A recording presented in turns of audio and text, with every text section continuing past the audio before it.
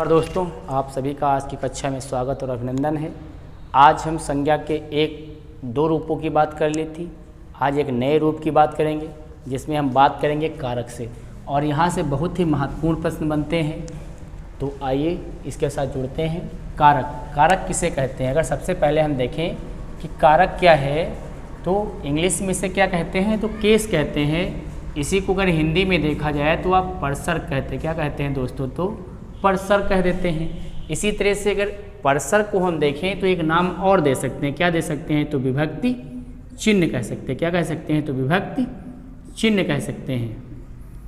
ये हमारे क्या हो गए? तो नाम हो गए। यानी कि कारक को हम परसर भी कह सकते हैं, विभक्ति चिन्ह भी कह सकते हैं। इंग्लिश में इसे क्या कहते हैं? तो केस कहते हैं। अब मान लो मैंने एक वाक्य लिख दिया है ना, वाक्य मैंने लिख दिया, तनु ने तनीषा को डंडे से पीटा। डंडे से पीटा, ये वाक्य मैंने लिख दिया कि तनु ने तनीषा को डंडे से पीटा। अगर मैंने क्या कर दिया? इनको गायब कर दिया, यानी कि जो कारक चिन्ह हैं इनको मैंने क्या कर दिया? गायब कर दिया। तो ये वाक्य बन जाएगा तनु तनीषा डंडे पीटा। अर्थात आप ये कह सकते हैं कि जब किसी वाक्य में कारक चिन्ह क्या होते हैं? प्रकट हो जाते हैं, तो उस वाक्य का जो सार्थकता होती है वो बनी रहती है, और इनके न प्रकट होने पर क्या हो जाती है? नष्ट हो जाती है। अर्थात वाक्यों का शाब्दिक अर्थ एक वाक्य के रूप में निकले वो तभी संभव है जब उसमें परसर चिन्हों का क्या किया गया होगा? प्रयोग किया गया होगा। अगर परसर चिन्हों का प्रयोग नहीं है तो वो कारक नहीं बन सकता है। अर्थात अगर यहाँ पे देखें तो आप ये कह सकते हैं कि तनु ने तनीषा को डंडे से पीटा। अब क्या हो गया? ये वाक्य बन गया। तो अगर परिभाषा देखें कि कारक की क्या होती है, तो आप ये कह सकते हैं संज्ञा और सर्वनाम के जिस रूप में उसकी सार्थकता बनी रहे या उसका सार्थक या अर्थ उसका निहित रहे, है ना, वाक्य का एक भाव निकले, वो क्या होता है? कारक कहलाता है। और ये किसके द्वारा आता है वाक्यों का भाव? तो कारक चिन्हों के द्वारा आता है। तो यहाँ से तो प्रश्न नहीं बनता है, लेकिन इसके प्रकार से प्रश्न बनता है। हिंदी में अगर हम देखें कारक कितने प्रकार के होते हैं, तो हिंदी में अगर हम देखें तो कारक दोस्तों कितने होते हैं? तो 8 प्रकार के होते हैं। कितने प्रकार के होते हैं? तो 8 प्रकार के हिंदी में कारक आपके लिए बतलाए गए हैं। संस्कृत में ये 6 होते हैं, लेकिन हम हिंदी पढ़ रहे हैं तो हिंदी में कितने मानेंगे? यहाँ पे संबोधन कारक को अलग रखा जाता है, इसलिए दोस्तों कितने होते हैं? तो 8 होते हैं। अर्थात मैंने आपसे ये बात कर ली कि कारक क्या है। तो कारक को हिंदी में परसर कहते हैं या विभक्ति चिन्ह कहा जाता है। एक मैंने वाक्य लिखा था, तनु ने तनीषा को डंडे से पीटा। इस वाक्य का भाव तभी निहित होगा जब इसमें कारक चिन्हों का प्रयोग होगा। अगर इसमें कारक चिन्हों का लोप हो जाए तो इस वाक्य का जो भाव है वो स्पष्ट नहीं होगा। आप तो ये कह सकते हैं भाव तभी स्पष्ट होता है जब कारक चिन्हों का प्रयोग होता है। तो ये मैंने आपके सामने क्या कर दिया? कारक को बतला दिया। अब कारक के प्रकार देखते हैं जहाँ से प्रश्न बनते हैं। तो आइए कारक के प्रकारों की बात कर लेते हैं, है ना। कारक के प्रकार की बात कर लेते हैं। जैसे मैं एक एक को लूँगा। एक होता सबसे पहले कर्ता कारक। कौन सा होता है? कर्ता कारक। कर्ता कारक अगर इसी को इंग्लिश में देख लें तो हम ये कह सकते, क्या कह देंगे इसे? तो कहते हैं नॉमिनेटिव, कर्ता कारक है, सब्जेक्टिव होता है ना। अर्थात सब्जेक्ट जब कार्य कर रहा होता तो क्या कहते हैं? उसे कर्ता कारक कहते हैं। सब्जेक्टिविटी का इसमें मैटर रहता है। अर्थात जो कर्ता होता है ये क्या करे? कार्य करे। क्या करे? कार्य करे। तो जब कर्ता कार्य करता है तो क्या बन जाता है? कर्ता कारक बन जाता है। और कर्ता कारक का अगर चिन्ह देखें तो क्या होता है? ने होता है। क्या होता है? तो सामान्य तौर पर ने होता है और एक शून्य होता है, यानी कि कारक चिन्ह होता भी और कारक चिन्ह नहीं भी होता है। 2 तरह की बातें होती हैं। लेकिन यहाँ पर केवल चिन्हों से काम नहीं चलेगा, आपको वाक्यों की दृष्टि समझना होगा। वाक्यों की दृष्टि, उसमें निहितार्थ क्या है ये समझने के बाद ही आप ये स्पष्ट कर सकते हैं कि कारक इसमें क्या हो सकता है। अगर आपने केवल इतना समझा है कि चिन्ह याद कर लिए, कर्ता ने कर्म को कर्ण से, तो फिर काम चलने वाला नहीं है। तो इसीलिए मैंने क्या बताया आपको कि कर्ता कारक क्या होता है? इसका चिन्ह ने या शून्य होता है, लेकिन कर्ता का मतलब होता है कि जब कार्य करे, कर्ता क्या करे? कार्य करे। अर्थात ये भी कह सकते हैं क्रिया को करने वाला, क्रिया को करने वाला, क्रिया को करने वाला क्या कहलाता है? तो दोस्तों क्या कहलाता है? कर्ता कारक कहलाता है। तो क्रिया को करने वाला क्या बन जाएगा? कर्ता कारक बन जाएगा। अब अगर यहीं पर हम देखें तो अगर क्रिया अकर्मक है, क्रिया कैसी है? आकर्मक है, तो इसके साथ हमेशा क्या लगता है? ने चिन्ह। क्या लगता है? तो ने चिन्ह। अगर देखें तो अकर्मक क्रिया के साथ ने चिन्ह लगता है, लेकिन इसका प्रयोग नहीं होता ने के रूप में। अर्थात ये कह सकते हैं कि ने का प्रयोग इसमें नहीं आएगा। किसमें नहीं आएगा? अकर्मक में नहीं आएगा। अगर क्रिया सकर्मक है, कैसी है? सकर्मक है, तो इसमें ने चिन्ह क्या होगा? प्रकट होगा, है ना। ने चिन्ह उसमें स्पष्ट रूप से दिखाई दे रहा होगा। उसमें लगा तो होगा लेकिन स्पष्ट रूप में लिखा नहीं होगा अकर्मक में। और सकर्मक में क्या होगा? तो ने चिन्ह लगा होगा। इसी तरह से अगर हम देखें, वाक्य बना दें, जैसे मैं ये कह दूं आपसे कि नम्रता नहाती है। अकर्मक में मैंने क्या कह दिया? नम्रता नहाती है, नहाती है। अकर्मक क्रियाएं वह क्रियाएं होती हैं जिन क्रियाओं में बाहर से कर्म नहीं देना पड़ता। अगर बाहर से कर्म देना पड़ जाए तो सकर्मक हो जाएंगी। तो नहाने में ही कर्म निहित है, इसलिए इसे अकर्मक कहते हैं। तो आपने देख लिया कौन नहाता है, तो कौन नहाता है? तो नम्रता नहाती है। अगर कौन से प्रश्न कर दें और अगर आपको उत्तर मिल जाता है तो वो क्या हो जाएगा? कर्ता हो जाएगा, अर्थात क्रिया को करने वाला हो जाएगा। तो नम्रता नहाती है, ये वाक्य लिखा था मैंने, लेकिन इसमें चिन्ह नहीं दिखाई दे रहा कहीं भी। लेकिन ये वाक्य कैसा है? कर्ता कारक का है, क्योंकि कौन से प्रश्न करने पे पता चलता कि नम्रता क्या करती थी? तो नहाने का कार्य कर रही है, इसलिए कौन नहाती है? तो वो कर्ता कौन है? तो नम्रता है। तो अकर्मक क्रिया के साथ ने चिन्ह का प्रयोग नहीं होता है, जबकि सकर्मक क्रिया के साथ ने चिन्ह लगता है। अगर मैं वाक्य लिखना चाहूँ तो आपसे ये कह सकता हूँ कि वाक्य यहाँ पर क्या बन जाएगा? तो जैसे मैंने लिख दिया, दानिश ने चॉकलेट ली। वाक्य में लिख दूँ यहाँ पर, दानिश ने चॉकलेट ली, चॉकलेट ली। तो किसने लिया? दानिश ने लिया। तो देख लो यहाँ पे चिन्ह क्या है? उद्धृत है। एक ही वाक्य में कई कारक हो सकते हैं, इसीलिए कारक के भाव को समझने के बाद ही आप निर्धारित कर सकते हैं कि इसमें कारक कौन सा होगा। तो मैंने कह दिया कि अकर्मक क्रिया के साथ क्या होता है? चिन्ह ने नहीं लगता है। सकर्मक क्रिया के साथ चिन्ह क्या लगता है? तो ने लगता है। इसी तरह से अगर हम आपसे कहें कि अगर कोई वाक्य कर्मवाचिका हो, किसका हो? कर्मवाचिका हो या भाववाचिका हो, भाववाचिका हो, तो चिन्ह कौन सा लगता है दोस्तों? तो को लगता है। क्या लगता है? तो को लगता है। अगर वाच्य कर्मवाच्य है या भाववाचिका है तो यहाँ पे चिन्ह क्या लगता है? तो यहाँ पे अगर हम देख लें तो कर्मवाच्य भाववाच्य अगर हम देख लें यहाँ पे तो चिन्ह क्या हो जाएगा? जैसे आप को का प्रयोग कर लेते, काहे का प्रयोग कर लेते? को का। तो इसी तरह से को का प्रयोग यहाँ पे ना करके अगर हम सीधे सीधे कह दें तो आप सरल शब्दों में कह सकते हैं से। क्या लगा होगा? से लगा होगा। कर्मवाच्य और भाववाच्य का जब वाक्य पड़ेगा तो उसमें चिन्ह हमेशा क्या रहेगा? से रहेगा। और जब ये से रहेगा, जैसे ममता से चित्र बनाया गया, वाक्य क्या लिखा है?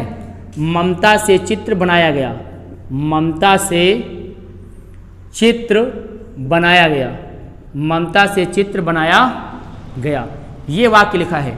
तो किसने बनाया? ममता के द्वारा बनाया गया है ना। तो ममता ने ही क्रिया की है, इसलिए क्या हो जाएगा? कर्ता कारक हो जाएगा कि ममता से चित्र बनाया गया। अगर मैं इसी वाक्य को ऐसे लिख दूं कि ममता से पत्र नहीं लिखा गया, ममता से पत्र नहीं लिखा गया, नहीं लिखा गया, तो ये वाक्य भाववाचिका हो गया। तो से आ गया। क्या आ गया दोस्तों? से आ गया। अर्थात कर्ता कारक में कर्मक क्रिया है तो चिन्ह ने नहीं लगा होगा, सकर्मक है तो ने चिन्ह उद्धृत होगा, और कर्मवाची और भाववाची का अगर कोई वाक्य आ जाता है तो चिन्ह ना लेकर क्या ले लेता है? से ले लेता है। जैसे कर्म में जाएंगे तो क्या होता? को ले लेता है। उसी तरह से इसमें क्या हो जाता है? तो से लग जाता है। लेकिन वही बात है, कर्म ममता से चित्र बनाया गया, तो किससे चित्र बनाया गया? तो ममता से। तो ममता क्या हो गया? कर्ता कारक हो गया। ममता से पत्र नहीं लिखा गया, भाववाची का है, तो ये क्या हो गया? स्पष्ट हो गया, है ना। तो आप इसको क्या कर सकते हैं? अच्छे से समझ सकते हैं। आपको अगर देखा जाए याद क्या रखना, तो यही याद रखना है कि अकर्मक क्रिया तो ने चिन्ह नहीं लगता है, सकर्मक क्रिया तो ने चिन्ह लगता है, कर्मवाची भाववाची का कोई होगा तो वहाँ भी देखना पड़ेगा चिन्ह से लगा होगा तो कर्ता कारक होगा। इसलिए मैंने आपसे कहा था कि केवल हम चिन्ह को देखकर ये संभव नहीं कर सकते हैं, ये साक्ष्य नहीं ले सकते हैं कि उसमें क्या होगा और क्या नहीं होगा। तो ये बात मैंने आपके सामने क्लियर कर दी। अब मैं दूसरा लेता हूँ कर्म कारक। क्या लेता हूं दोस्तों? कर्म कारक लेता हूं, है ना, कर्म कारक लेता हूं। देखो कर्म कारक लेता हूं, क्या लेता हूं? तो कर्म कारक। अगर हम बात कर दें कर्म की, कर्म कारक, तो क्या होगा? कर्म कारक का अगर हम चिन्ह आपसे कहें सामान्य तौर पर तो क्या होता है? तो क्या होता है? को होता है। क्या होता है? को होता है। इसे ऑब्जेक्टिव केस बोलते हैं। क्या बोलते हैं दोस्तों इंग्लिश में? तो ऑब्जेक्टिव केस बोल देते हैं, ऑब्जेक्टिव केस बोल देते हैं। अगर यहाँ पर हम देखें कि क्रिया का फल, जो क्रिया का फल होता है, क्रिया का फल या क्रियाफल कर्ता पर नहीं पड़ता। किस पे नहीं पड़ता है? कर्ता पर नहीं पड़ता है। ये फल किसी अन्य संज्ञा सर्वनाम पर पड़ता है, संज्ञा या सर्वनाम पर पड़ता है, सर्वनाम पर पड़ता है, तो क्या कहलाता है? कर्म कारक कहलाता है। यानी कि जब क्रिया का फल कर्ता के ऊपर न पड़ रहा हो, किसी अन्य संज्ञा या सर्वनाम पर पड़ता हो, तो उसे क्या कहते हैं? कर्म कारक कहते हैं। यहीं पे अगर हम लिखना चाहें तो आप ये कह सकते हैं कि जो सकर्मक क्रिया होती है उसमें को का चिन्ह क्या होता है? लगा होता है, और अकर्मक क्रिया जो होती है उसमें को का चिन्ह नहीं लगा होता है। यानी कि अगर क्रिया कैसी है? सकर्मक है तो चिन्ह क्या होगा? को लगा होगा। और अगर क्रिया कैसी है? आकर्मक है तो चिन्ह क्या नहीं होगा? को नहीं लगा होगा। जैसे अगर हम वाक्य आपके सामने लिखना चाहें तो आप ये कह सकते हैं कि किरण ने, मान लीजिए कर्म कारक है, अगर आपसे हम कहना चाह लें कि किरण ने रूबी को पहुंचाया, अगर मैं वाक्य लिख दूं किरण ने रूबी को पहुंचाया, पहुंचाया, चिन्ह आ गया को, किरण ने रूबी को पहुंचाया। तो किरण के ऊपर प्रभाव नहीं है, पहुंचाने का प्रभाव किसके ऊपर है? रूबी के ऊपर, अर्थात ये दूसरी संज्ञा या सर्वनाम है, इसलिए इसके ऊपर प्रभाव पड़ रहा है। तो किरण ने रूबी को पहुंचाया। अगर मैं एक और वाक्य लिखना चाहूँ तो आप ये कह सकते हैं कि अध्यापक ने विद्यार्थी को पढ़ाया, है ना। अगर वाक्य लिखें तो दूसरा लिख सकते हैं अध्यापक ने विद्यार्थी को पढ़ाया, विद्यार्थी को पढ़ाया, अध्यापक ने विद्यार्थी को पढ़ाया। तो यहाँ भी किसके ऊपर पड़ रहा प्रभाव? विद्यार्थी के ऊपर पड़ रहा, और चिन्ह क्या है? तो को है। तो ये कैसे हो गए? सकर्मक हो गए। क्या हो गए? सकर्मक हो गए। अगर हम आकर्मक का उदाहरण आपसे स्पष्ट करना चाहें तो आप ये कह सकते हैं कि आकर्मक में क्या हो जाएगा? तो यहाँ पर अगर हम आपसे कह दें कि कर्म कारक में कैसे बनेगा, जैसे नर्स दवाई पिलाती है, वाक्य क्या लिखा है? नर्स दवाई पिलाती है, पिलाती है। तो नर्स ने जो पिलाने का काम किया है दवा को, वो उसी में निहित है। ये क्रिया कैसी है? तो आकर्मक है। यहाँ कहीं भी क्या नहीं लगा है? क्या नहीं लगा? कोई चिन्ह नहीं लगा है। तो ये वाक्य कैसा हो गया? कर्म कारक का है ना। नर्स दवाई पिलाती है, यानी कि दवाई के ऊपर प्रभाव पड़ रहा है पिलाने का, इसलिए क्या बन गया हमारा? ये कर्म कारक बन गया दोस्तों। तो कर्म कारक से भी प्रश्न बन जाते हैं कभी कभी। तो सकर्मक है तो को चिन्ह लगा होगा, अकर्मक है तो को चिन्ह यहाँ पर दोस्तों नहीं लगा होगा। ये आपको क्या करना है? याद रखना है। जैसे कुछ हमारा एक और प्रश्न यहाँ से बन जाता है कि अगर कोई अप्राणवाचक कर्म हो, क्या लगा हो? अप्राणवाचक कर्म हो या कोई अप्राणवाचक संज्ञा हो, तो उसके साथ क्या होता है? को चिन्ह लगता है। किसके साथ? अप्राणवाचक के साथ। अप्राणवाचक के साथ क्या लगेगा? तो को चिन्ह लगेगा। जैसे जूते को पालिश करवा लो, जूते को पालिश करवा लो, ये वाक्य लिखा है ना। जूते को पालिश करवा लो, जूते को पालिश करवा लो, करवा, तो करवाने का प्रभाव किसके ऊपर? पालिश, है ना, जूते को। तो अब देखो ये अप्राणवाचक संज्ञा है, तो इसलिए क्या बन गया? को चिन्ह आ गया। को चिन्ह आ गया तो क्या हो गया? कर्म हो गया ये, तो अर्थात कर्म कारक का हो गया। तो आपको दोस्तों समझना ये है कि एक ही वाक्य में कई सारे कारक हो सकते हैं, बस जब वो पद अंडरलाइन होगा तभी आपको ये स्पष्ट कर पाएंगे कि निम्नलिखित में से क्या होगा और क्या नहीं होगा। तो अगर क्रिया सकर्मक है तो चिन्ह क्या होगा? को होगा, है ना। अगर क्रिया कर्मक है तो चिन्ह क्या होगा? को नहीं लगा होगा। अगर क्रिया अप्राणवाचक है तो क्या होगा? उसके साथ को चिन्ह प्रदर्शित होगा, अर्थात जूते को पालिश करवा लो। ये वाक्य कैसा हो गया? तो अप्राणवाचक संज्ञा का हो गया, है ना। तो ये मैंने स्पष्ट कर दिया क्या, कर्म कारक। अगर हम आपसे ये कहना चाहें इसी तरह से कि यदि वाक्य में दो कर्म आ जाएं तो भी को विभक्ति चिन्ह का क्या होता है, प्रयोग होता है। इसी में अगर और एक नोट डाल के हम आपको समझाना चाहें तो आप साफ करके हम लिख रहे हैं यहाँ पे, है ना, कि अगर आपको हमें समझाएं कि दो कर्म अगर एक साथ प्रयोग हो जाएं तब भी क्या होता है, कर्म कारक होता है। लेकिन एक क्या होता है, गौड़ हो जाता है। क्या हो जाता है, तो एक गौड़ हो जाता है। जैसे मैंने ये कह दिया आपसे कि आलोक ने प्रशांत को थप्पड़ मारा, एक वाक्य लिख रहे हैं, आलोक ने प्रशांत को थप्पड़ मारा, ये वाक्य लिख दिया। आलोक ने प्रशांत को क्या मारा, थप्पड़ मारा। तो अब देख लो किसका है पहला कर्म, प्रशांत को है। तो ये को चिन्ह क्या होता है, जब दो कर्म होते हैं तब भी इसका प्रयोग हो जाता है और यहाँ भी क्या होगा, तो कर्म कारक होगा। यानी कि आलोक ने प्रशांत को थप्पड़ मारा, प्रशांत को पहला, दूसरा क्या है, थप्पड़। तो इसलिए क्या बन गया, हमारे दो कर्म है इसमें। तो जब दो कर्म आएंगे तो क्या होता है, को चिन्ह का प्रयोग होता है। तो यहाँ पे हमेशा क्या होता है, तो कर्म कारक दोस्तों होता है। तो ये मैंने बात कर दी, कहे कि कर्म कारक की आपसे बात कर दी। अब आता है करण कारक। अब यहाँ से सबसे महत्वपूर्ण प्रश्न बनना चालू होता है। यहाँ से तो बहुत कम प्रश्न बनते हैं, लेकिन करण कारक से सबसे ज़्यादा प्रश्न बनने के चांसेज होते हैं। कर्ता से कम पूछता, कर्म से तो एक आध पूछ ही लेता है, लेकिन करण कारक से बहुत ही क्या बनते हैं, अच्छे प्रश्न बनते हैं। देखिए करण कारक, कौन सा कारक दोस्तों, तो करण कारक, है ना, करण कारक। अब करण कारक अगर हम देखें यहाँ पे कि परसर्ग हमारे पास करण कारक है, इसे इंस्ट्रूमेंटल कहते हैं। क्या कहते हैं, तो इंस्ट्रूमेंटल केस। तो इंस्ट्रूमेंटल का मतलब सामान समझ सकते हो, इंस्ट्रूमेंट समझ सकते हो, है ना। तो अब अगर हम देखें कि जब क्रिया किसी साधन, किसी कारक से क्या होती है, पूरी होती है, तो उसी साधन या कारक को क्या कहते हैं, तो हम क्या कहते हैं, करण कारक कहते हैं। या आप ये भी कह सकते हैं साधन हो, कारक हो, माध्यम हो, जिससे क्रिया पूरी हो तो क्या बन जाता है, करण कारक बन जाता है। क्या बन जाता है, तो करण कारक बन जाता है। जैसे अगर मैं वाक्य लिखना चाहूं कि कार पेट्रोल से चलती है, कार पेट्रोल से चलती है, कार पेट्रोल से चलती है। तो कार चलती है, क्रिया पूरी हो रही है, काहे से हो रही है, तो पेट्रोल से, इसलिए क्या बन गया दोस्तों, ये तो करण कारक बन गया। केवल मैं चिन्ह की इसलिए बात नहीं करता हूं क्योंकि प्रश्न आप ऐसे समझ नहीं पाएंगे।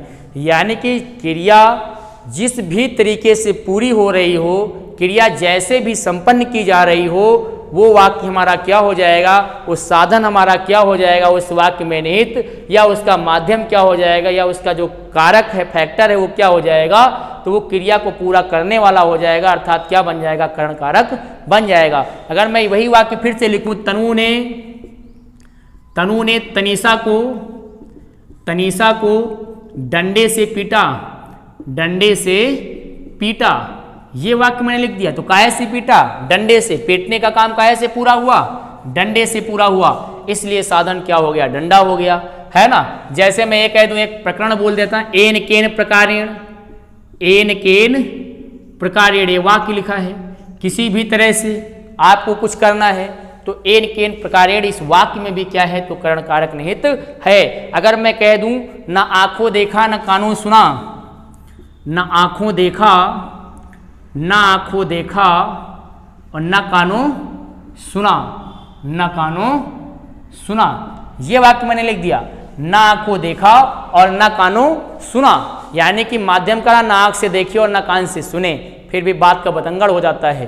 तो यहाँ भी क्या है, कारक माध्यम क्या है, तो आंख और कान है। यानी कि यहाँ सुनने की क्रिया कान से, देखने की क्रिया आंख से है, तो इस वाक्य में भी क्या है, करण कारक है। तो आपको एकदम स्पष्ट शब्दों में याद रखना है, क्रिया जिस भी साधन से पूरी हो रही हो, वो साधन अगर आप पहचान लिए वाक्य में, तो करण कारक श्योरिटी है 99% कि आप क्या कर लेंगे, निकाल लेंगे। तो मैंने ये करण कारक आपके सामने क्या कर दिया दोस्तों, स्पष्ट कर दिया। अब हम इसी से अगर आगे बढ़ते हैं करण कारक के बाद देखें हिंदी में तो क्या आता है, तो आप ये कह सकते हैं संप्रदान कारक आता है। क्या आता है तो दोस्तों संप्रदान कारक आता है। क्या आता है तो संप्रदान कारक आता है, जिसे हम क्या कहते हैं डेटिव केस बोलते। क्या बोलते हैं तो डेटिव केस बोल देते हैं, है ना। क्या बोलते हैं तो डेटिव केस बोल देते हैं, संप्रदान कारक। यहां से भी बहुत महत्वपूर्ण प्रश्न बनते हैं। संप्रदान कारक एग्जामिनर का फेवरेट हिस्सा रहता है, संप्रदान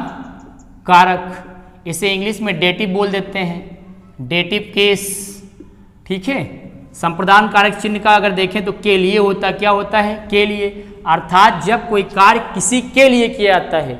सीधी सी बात है, अगर कोई कार्य है और वो क्या है किसी के लिए किया जाए, किसी के लिए का भाव स्पष्ट हो तो फिर वो समझ लेना क्या होगा तो संप्रदान कारक होगा। यानी कि किसी के लिए अगर आप कुछ कर रहे हैं तो वो हमेशा क्या होता है, वो जो भाव होता है वो क्या होता है तो संप्रदान होता है ना। संप्रदान का भाव वहां पे निकलता है, या संप्रदान का मतलब ये है कि किसी को कुछ प्रदान करना, किसी को कुछ देना, ये क्या हो जाता है तो संप्रदान कारक हो जाता है। दोस्तों अगर मैं वाक्य आपके सामने स्पष्ट करना चाहूं तो आप ये कह सकते हैं कि मुख्य अतिथि ने, मान लो मैंने ये वाक्य लिख दिया, मुख्य अतिथि ने है ना, मुख्य अतिथि ने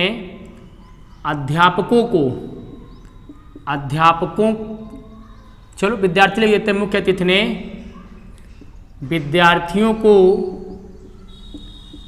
सम्मान प्रदान किया, सम्मान प्रदान किया। मुख्य अतिथि ने विद्यार्थियों को सम्मान प्रदान किया, तो शब्द क्या आ गया प्रदान आ गया, कहीं भी के लिए नहीं है लेकिन किसके लिए है विद्यार्थी को। तो विद्यार्थी के लिए क्या किया विद्यार्थी के लिए क्या किया उन्होंने सम्मान प्रदान किया, इसलिए क्या हो जाएगा विद्यार्थियों के लिए, है ना। तो ये बन जाएगा विद्यार्थियों के लिए सम्मान प्रदान किया, इसलिए कौन सा कारक हो जाएगा तो संप्रदान कारक। यहीं पे जैसे मैं कह दूं ताले में चाबी होती है, ताले में चाबी होती है, तो ताले में चाबी नहीं होती है, ताले के लिए चाबी होती है, तो ये इसमें क्या हो जाएगा तो संप्रदान कारक हो जाएगा। यह विभाव से स्पष्ट होता है कि ताले के लिए चाबी होती है, ताले खोलने के लिए चाबी होती है, ताले में चाबी नहीं होती है, तो इसमें क्या हो जाएगा संप्रदान कारक हो जाएगा। जैसे एक वाक्य लिखा होता है बच्चे गेंद लाओ, बच्चे गेंद लाओ, तो सीधा शब्द नहीं है ना, एनसीईआरटी की तरह से लिखा हुआ है। तो बच्चे गेंद लाओ, बच्चे के लिए गेंद लाओ, बच्चे गेंद ना लाओ, बच्चों के लिए का भाव निकलता है, तो क्या हो जाएगा बच्चों के लिए गेंद लाओ। अगर एक और वाक्य हम आपके सामने संप्रदान कारक का रखना चाहें तो आप ये कह सकते हैं कि न्यायाधीश ने अपराधी को दंड दिया, है ना। वाक्य क्या लिख दें, न्यायाधीश ने अपराधी को दंड दिया। क्या दिया दोस्तों तो दंड दिया। तो न्यायाधीश ने अपराधी को दंड दिया, बात क्लियर हो गई ना। जब न्यायाधीश ने अपराधी को दंड दिया तो अपराधी को नहीं, अपराधी के लिए दंड दिया, तो के लिए का भाव यहाँ पर निहित है। तो आपको ये मालूम है अगर किसी के लिए कुछ हो रहा हो तो इसमें सक्का है 99% श्योरिटी होगी, क्या होगा तो संप्रदान कारक दोस्तों होगा। ये मैंने आपसे क्या कर लिया डिस्कस कर लिया। अब मैं अगर संप्रदान के बाद जाऊं तो आप एक यहाँ पे फैक्टर बन जाता है कि कर्म और संप्रदान में अंतर क्या होता है। तो कर्म में अगर हम देखें तो क्रिया का फल किसके ऊपर पड़ता है, कर्म के ऊपर पड़ता है। लेकिन संप्रदान में अगर हम देखें तो ये कह सकते हैं यहाँ पे जो कर्ता होता है वो देने का कार्य करता है।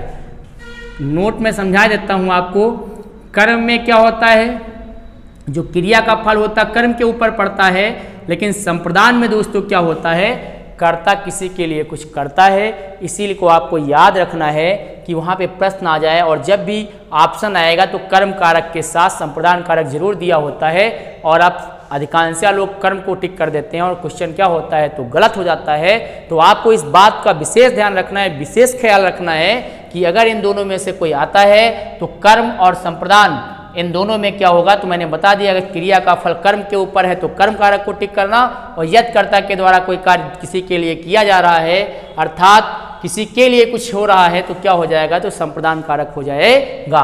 अब दोस्तों इसी के साथ हम बात करते हैं, अगला कारक है अपादान, है ना। अगला क्या है तो अपादान कारक है, अपादान कारक, है ना। तो अगला क्या हो जाएगा दोस्तों, तो अपादान कारक हो जाएगा, अपादान कारक। और अपादान कारक का तात्पर्य है अलगाव। क्या होता है दोस्तों, तो अलगाव होता है। अलगाव का मतलब अलग होना, इसे क्या कहते हैं, अलगाव, है ना। यानी कि अपादान पंचमी विभक्ति में होता है ना, इसे क्या कह देते हैं सीधे सीधे, तो अलगाव कहते हैं। यानी कि जहाँ पे अलगाव का भाव निकले, अलग होने का भाव निकले, दूर जाने का भाव निकले, है ना, दूर जाने का भाव हो, तो वहाँ पे क्या हो जाएगा, अपादान कारक हो जाएगा, अर्थात अलग होने का भाव हो, अपादान कारक हो जाएगा। जैसे गंगा हिमालय से निकलती है, गंगा हिमालय से निकलती है, गंगा हिमालय से निकलती है, ये मैंने वाक्य लिख दिया। तो गंगा जब हिमालय से निकलती है तो हिमालय से क्या होती है, अलग होती है, यानी कि पानी की धारा धीरे धीरे क्या होती है, दूर पानी चला जाता है उसी धारा के साथ। तो गंगा हिमालय से निकलती है तो गंगा हिमालय से दूर हो रही है, इसलिए इसमें अलगाव का भाव है। अगर इसी तरह से कह दें पेड़ से फल गिरते हैं, गिरते हैं, तो पेड़ से जब फल अलग हो जाएंगे तो क्या हो जाएगा, अलगाव का भाव हो जाएगा। विद्यार्थी विद्यालय से, विद्यार्थी विद्यालय से घर जा रहे हैं, विद्यालय से घर जा रहे हैं, तो कहाँ से अलग हो रहे हैं, तो विद्यालय से अलग हो रहे हैं। यानी कि अगर चिन्ह देख लें तो वही बात आ रही है, क्या, से अलग, अर्थात अलगाव जहाँ भी प्रदर्शित होगा उस वाक्य में क्या होगा, तो अपादान होगा। और इसको करना इतना आसान है कि जैसे सुई में धागा डाला जाता है तो जुड़ रहा है ना, सुई से धागा निकल गया, अलगाव हो गया। कढ़ाई से पूड़ी निकाली गई तो कढ़ाई से पूड़ियाँ क्या हो गई, अलग हो गई, तो क्या हो जाएगा, तो अपादान हो जाएगा।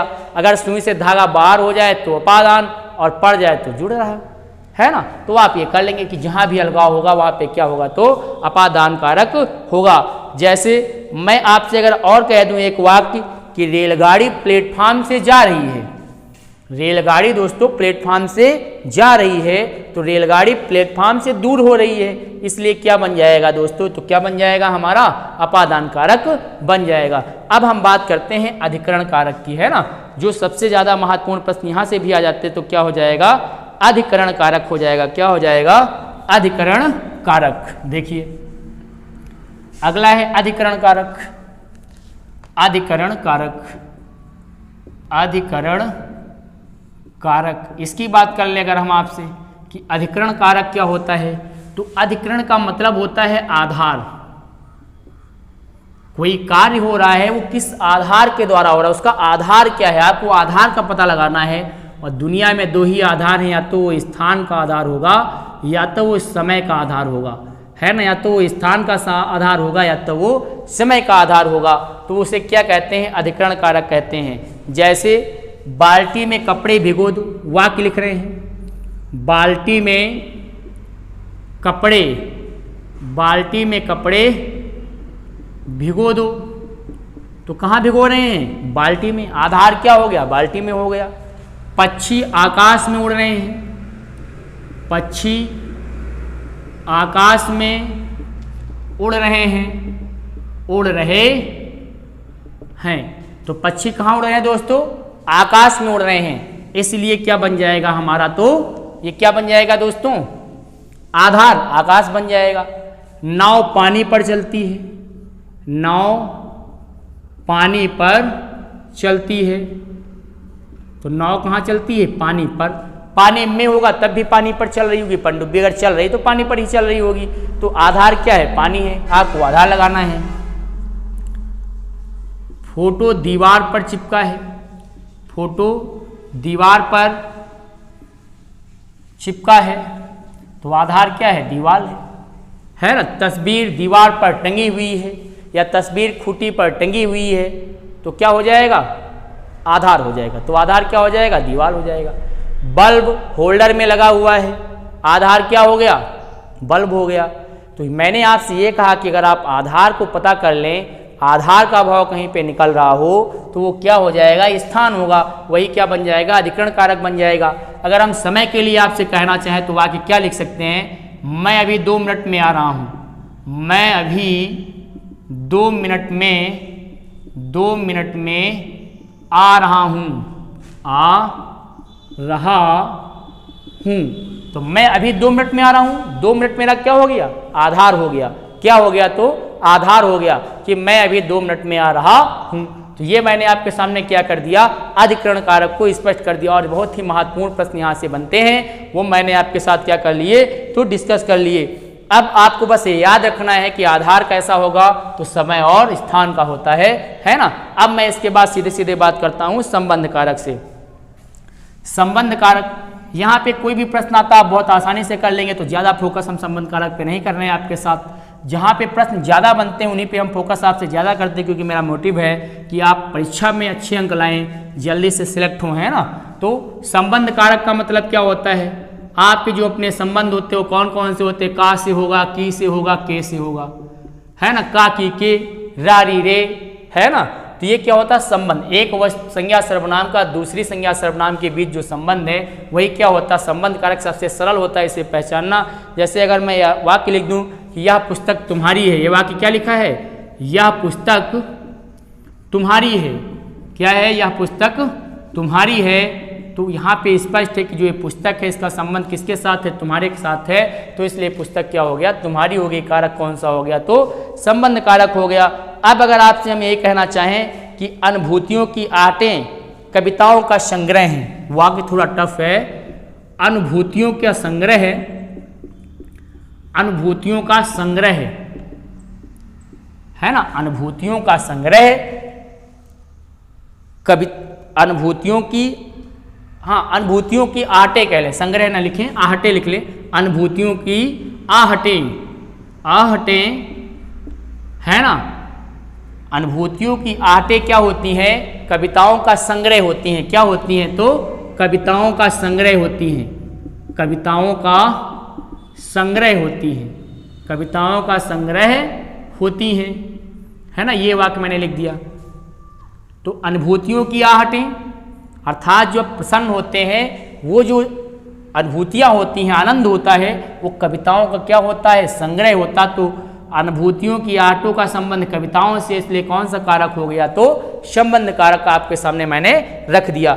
अब मैं अगर आपसे और कहना चाहूँ कि एक कारक जो हमारा अंतिम बचा हुआ है, जहाँ से सर्वाधिक महत्वपूर्ण प्रश्न कभी कभी बन जाते हैं या परीक्षा में पूछ लिए जाते हैं, वो है संबोधन कारक। क्या है अगला, तो संबोधन कारक। और संबोधन तो आप लोग समझते हैं ना, किसी के लिए क्या क्या करते हैं, बराबरी में होते तो आपको तो पता है ना, कि कौन कौन सा यूज कर लेते हैं, क्या क्या बोल रखे होते हैं, है ना। देहाती में रहते तो बहुते बोलते हैं, है ना, अरे इधर आओ उधर जाओ। जैसे मैं एक वाक्य लिख दूं, यहाँ पे होता क्या है, संबोधन जब लिखा होता तो उसके बाद विस्मयादिबोधक चिन्ह लगा होता है, इसके बाद वाक्य लिखा होता है। जैसे अरे गुलब्बू, अरे गुलब्बू, अरे गुलब्बू इधर आओ, वाक्य अरे गुलब्बू इधर आओ। तो यहाँ पे जो आप कहते हैं इस स्थान पे अरे गुलब्बू, अरे चुनमुन, कुछ ही ले सकते हैं नाम। तो जो नाम भी यहाँ पे ले लेंगे संज्ञा का, वो भी क्या हो जाएगा, आपका संबोधन हो जाएगा। जैसे आपके घर में कुत्ता होता तो उसको आप विभिन्न नाम रख देते हैं, डॉगी कोई लोग कहते हैं, कोई उसका नाम रख देता है चुनमुन, रुंझुन, ऐसे करके नाम रख देता है। तो क्या करेगा फिर, ऐ चुनमुन इधर आओ, तो चुनमुन क्या हो गया, हमारा संबोधन हो गया, इधर आओ हमारा वाक्य बन गया। और इसके बाद क्या लगा होगा, तो विस्मयादिबोधक चिन्ह लगा होगा। तो ये भी बहुत आसान कारक होता है कि आपको बस ये याद रखना है कि जिस भी प्रकार का आप संबंध प्रयोग करेंगे, है ना, संबोधन प्रयोग कर रहे होंगे, वो सब का सब क्या हो जाएगा, आपका संबोधन कारक हो जाएगा। इस स्थान पे जितने भी वाक्य या शब्द आएंगे वो सब के सब आपका क्या होगा, संबोधन। इसलिए मैंने ये कह दिया कि संबोधन कारक जो होता है वो आपको अच्छे से पता है कि आप किसी के लिए क्या संबोधन करते हैं। जैसे श्रीमान जी कृपया घर चलिए, तो श्रीमान ने आपने कह दिया, तो श्रीमान के बाद विस्मयादिबोधक चिन्ह लगा होगा। तो ये स्पष्ट हो गया कि श्रीमान का मतलब क्या है, एक संबोधन है ना। जैसे आप कह देते हैं आप तो बड़े महान हैं, है ना, आप तो बड़े महान हैं, ये मान लो आपने वाक्य कह दिया। तो अब इसमें आपने महानता की बात तो कर ली लेकिन संबोधन नहीं किया, लेकिन यही कह देते अरे भाई आप तो बड़े महान हैं, तो अरे भाई उसके लिए क्या हो गया, संबोधन हो गया, है ना। तो ये क्या बन गया हमारा, तो बन गया संबोधन कारक बन गया। तो मैंने 8 कारक आपके साथ क्या कर लिया है, इनकी विवेचना कर ली है, इनको समझ लिया कि परीक्षा में आएंगे तो कैसे करेंगे। तो आज मैंने आपके साथ क्या कर दिया, संज्ञा के रूप कंप्लीट कर दिए। संज्ञा के 3 रूप मैंने बताए थे, लिंग, वचन और कारक, और बहुत ही महत्वपूर्ण इन तीनों टॉपिक से क्या बनते हैं, प्रश्न बनते हैं, वो मैंने आपके साथ डिस्कस कर लिया है। अब क्या होगा, जो हमारा अगला या जो हमारी अगली कक्षा होगी उसमें हम सर्वनाम को पढ़ेंगे, सर्वनाम का अध्ययन करेंगे और सर्वनाम का क्या संबंध है विभिन्न अन्य शब्दों के साथ उसको देखेंगे, है ना। तो आज मैं इसको कंप्लीट कर दिया हूँ, 3 कक्षाओं में मैंने इसे ख़त्म कर दिया। संज्ञा के जो रूप थे, अब आप इसको क्या करेंगे, नोट्स बनाएंगे, मैं आशा करता हूँ, और आप इनको बार बार क्या करेंगे, तो रिवीजन करेंगे, प्रैक्टिस करेंगे। और आपको एक काम और करना चाहिए, देखो मैं इसी वीडियो में आपसे एक बात कर लेता हूँ, जो हमारी क्लासेज हैं वो आपको शाम को ही हम पब्लिश कर पाएंगे, है ना, आपको दे पाएंगे, क्योंकि दिन में नेट कभी कभी नहीं चलता है, तो इसलिए मुझे क्या होती है, दिक्कत हो जाती है। तो जो क्लास है वो 7 से 7:30 के बीच में ज़रूर आ जाती है। कभी कोई किसी दिन ऐसा होता है कि 3 बजे भी हम वीडियो अपलोड कर देते हैं ना, समय से अपलोड हो जाता है। तो आप शाम को कोशिश कीजिए कि क्लासेज की क्या करें, रेगुलरिटी के साथ देखें। और इसी YouTube चैनल पे हम आपके साथ मैथ की कक्षाएं भी लेकर आ रहे हैं, और एक हमारे टीचर हैं वो आपको क्या करेंगे, यहाँ पर मैथ की कक्षाएं प्रदान करेंगे। तो हम मैथ की कक्षाओं के साथ जुड़ रहे हैं। आप विभिन्न प्रतियोगी परीक्षाओं में मैथ पढ़ते हैं, उस पठन पाठन का स्तर जो रहेगा यह आपको हम यहाँ पर मैथ की कक्षाएं अभी 2 से 3 दिनों के अंदर हम आपको इसी यूट्यूब चैनल पे क्या करेंगे, तो प्रदान करेंगे। उसके लिए हम एक सेपरेट वीडियो बनाएंगे और उसमें हम डिस्कस करेंगे कि उसकी क्लासेस का क्रम क्या रहेगा, वो क्लासेस किस दिन मिलेंगी आपको, और उनका जो टाइम टेबल है वो कैसे होगा, वो सारी बातें हम उसमें आपसे करेंगे। तो आज दोस्तों मैं यहीं तक रखता हूँ इसको, और फिर हम क्या करेंगे, अगली कक्षा में आपसे मुलाकात करेंगे, और वो कक्षा हमारी होगी क्या है कि जो सर्वनाम की होगी। तो आज हम यहीं पे, जय हिंद, जय भारत।